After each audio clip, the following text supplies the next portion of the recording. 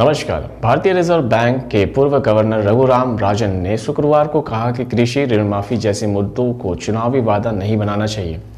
उन्होंने इस संबंध में चुनाव आयोग को पत्र लिखा कि ऐसे मुद्दों को चुनाव अभियान से अलग रखा जाना चाहिए। उन्होंने कहा कि इससे न केवल कृषि क्षेत्र में निवेश रुकता है बल्कि उन राज्यों के खजानों पर भी दबाव पड़ता है जो कृषि ऋण माफी को अमल में लाते हैं। गौरतलब है कि पिछले 5 साल के दौरान राज्यों में होने वाले चुनाव में किसी न किसी राजनीतिक दल ने कृषि ऋण माफी का वादा किया है।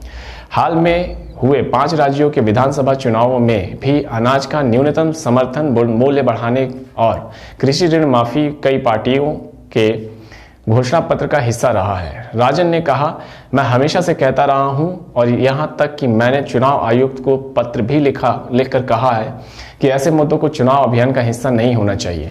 मेरे कहने का तात्पर्य यह है कि कृषि क्षेत्र की समस्याओं पर निश्चित रूप से विचार किया जाना चाहिए, लेकिन सवाल यह उठता है कि क्या कृषि ऋण माफी करने से किसानों का भला होने वाला है?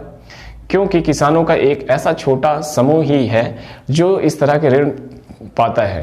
वह भारत के लिए एक आर्थिक रणनीति रिपोर्ट जारी करने के मौके पर बोल रहे थे। उन्होंने कहा, कृषि ऋण माफी का अक्सर फायदा उन लोगों को मिलता है जिनके बेहतर संपर्क होते हैं, ना कि गरीबों को। दूसरा, इससे प्रायः उस राज्य की राजकोषीय स्थिति के लिए कई समस्याएं पैदा होती हैं जो इसे लागू करते हैं, और मेरा मानना है कि दुर्भाग्यवश इससे कृषि क्षेत्र में निवेश भी घटती है। राजन ने कहा कि आरबीआई भी बराबर कहता रहता है कि ऋण माफी से ऋण संस्कृति भ्रष्ट होती है, वहीं केंद्र सरकार और राज्य सरकारों के बजट पर भी दबाव पड़ता है। राजन ने कहा, मेरा मानना है कि किसानों को भी उनके हक से कम नहीं मिलना चाहिए। हमें एक ऐसा माहौल बनाना जरूरी है जहां वह एक सक्रिय कार्यबल बन सके। इसके लिए निश्चित तौर पर अधिक संसाधनों की जरूरत है, लेकिन क्या ऋण माफी सर्वश्रेष्ठ विकल्प है?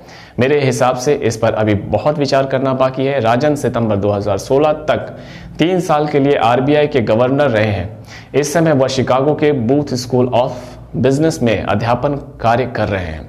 हमारे चैनल को लाइक, सब्सक्राइब, शेयर करते रहें और बेल आइकन को बजाएं, और प्लीज़ अपने सुझाव हमें भेजते रहें। आप सभी का बहुत बहुत धन्यवाद।